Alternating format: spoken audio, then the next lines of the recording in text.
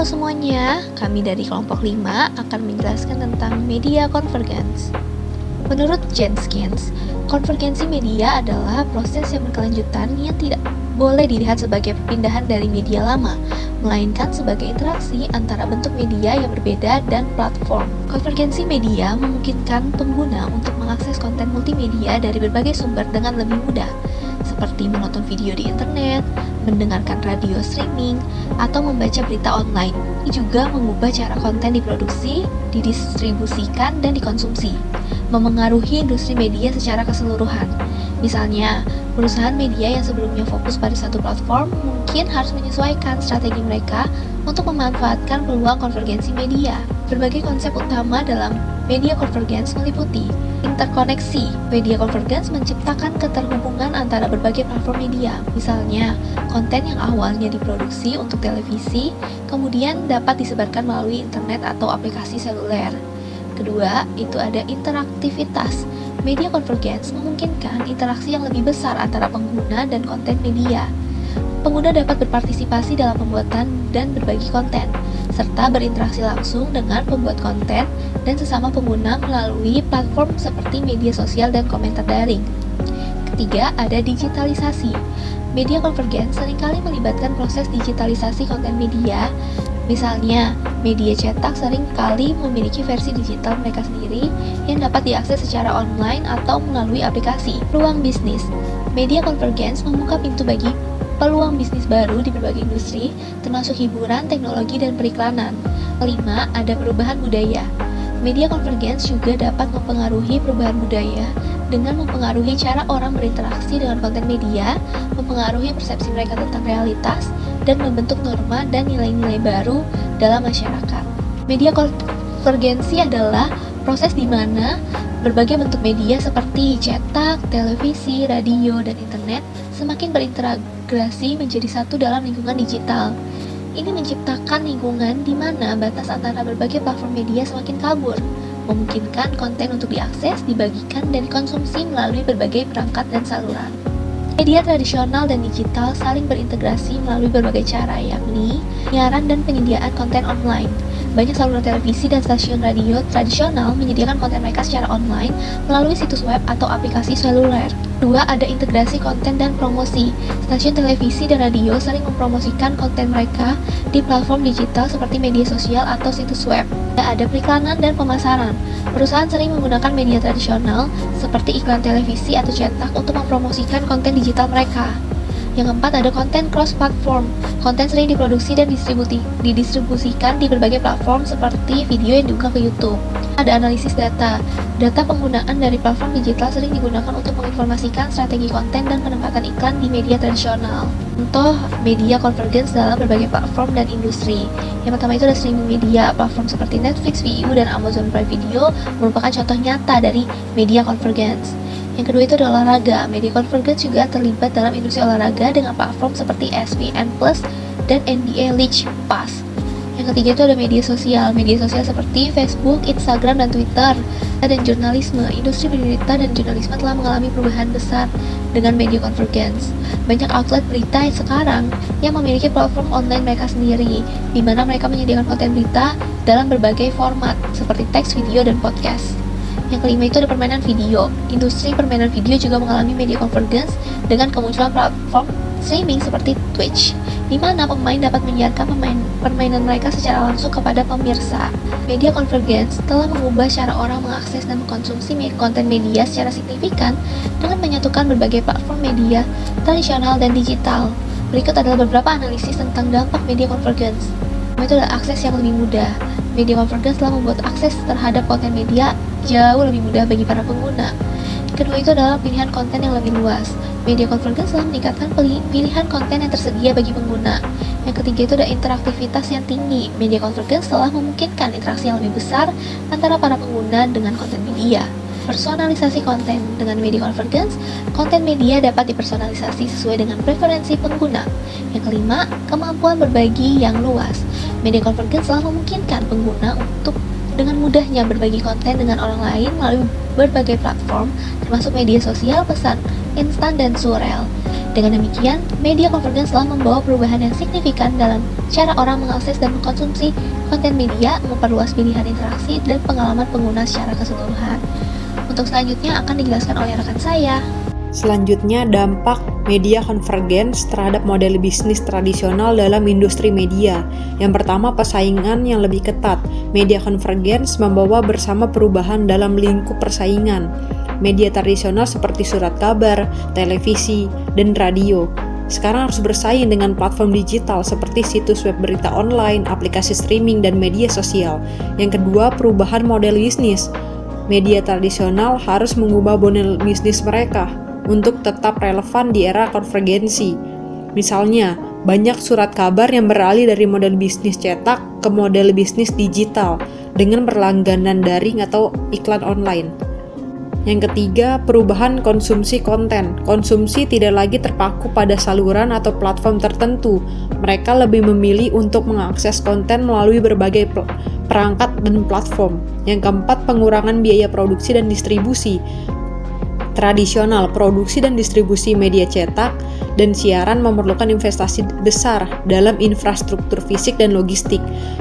Konvergens dengan digitalisasi, biaya produksi dan distribusi barang dapat dikurangi secara signifikan. Konten digital dapat diproduksi dan distribusikan dengan biaya yang lebih rendah dan menjangkau audiens yang lebih luas secara global. Selanjutnya, studi kasus tentang bagaimana perusahaan media menyesuaikan strategi mereka dengan media convergence. Yang pertama, Kompas Gramedia Group.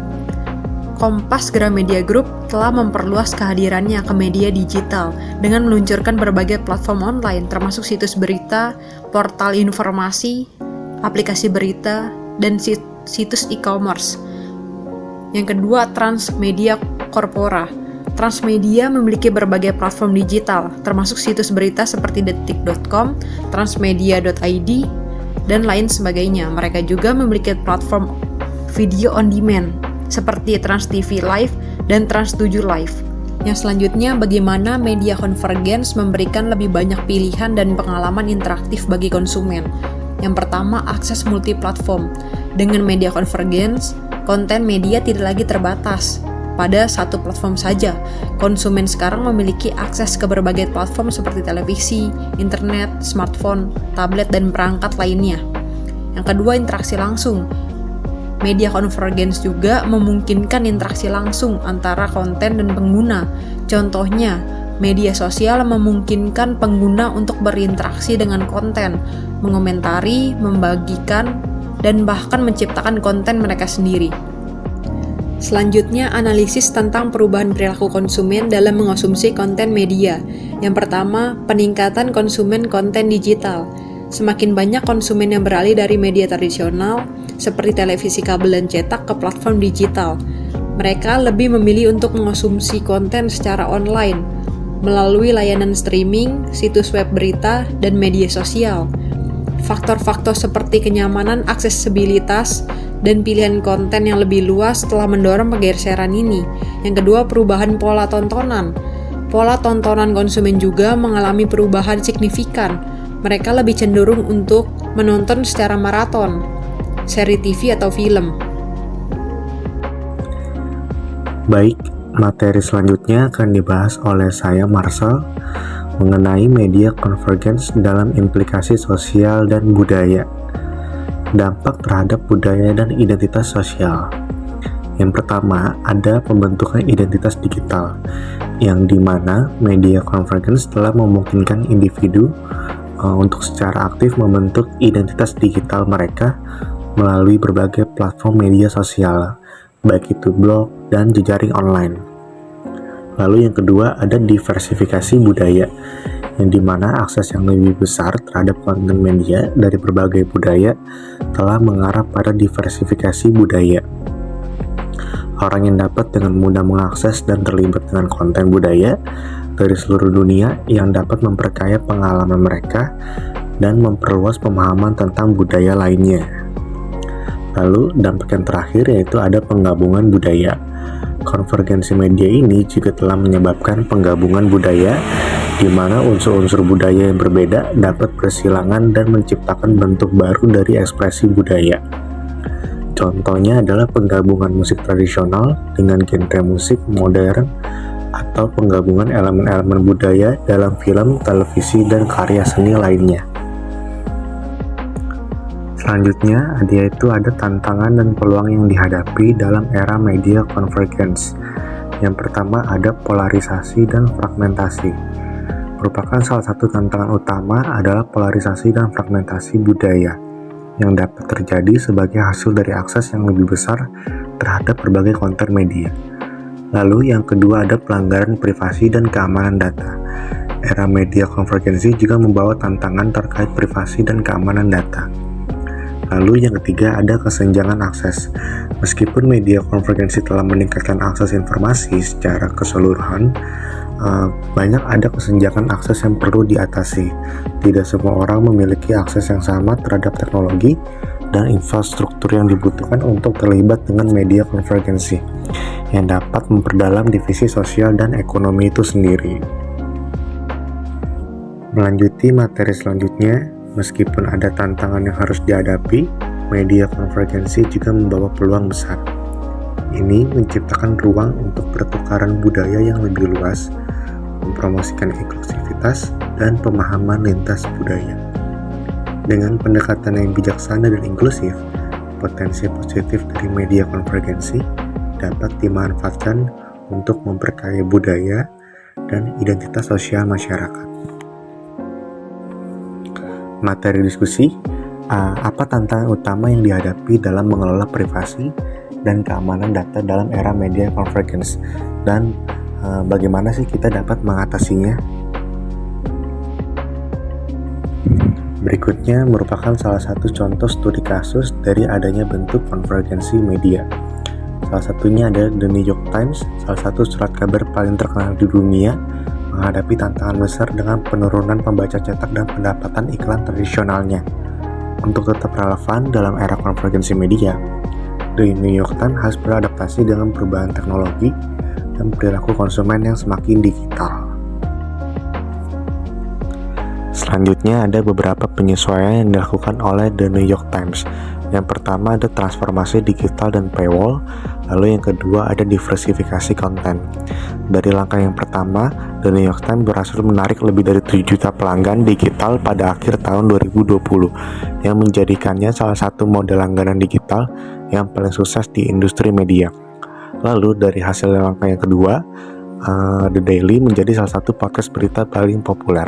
Dengan jutaan pendengar setiap hari, diversifikasi konten ini membantu New York Times menjangkau audiens yang lebih mudah dan lebih luas. Selanjutnya yaitu dampak dan keberhasilan dari konvergensi media New York Times. Yang pertama ada pertumbuhan langganan digital, yang kedua peningkatan keterlibatan audiens, dan yang ketiga adanya reputasi dan kepercayaan. Kesimpulan dari kelompok kami mengenai materi ini adalah media convergence adalah fenomena yang mendefinisikan ulang industri media dalam era digital.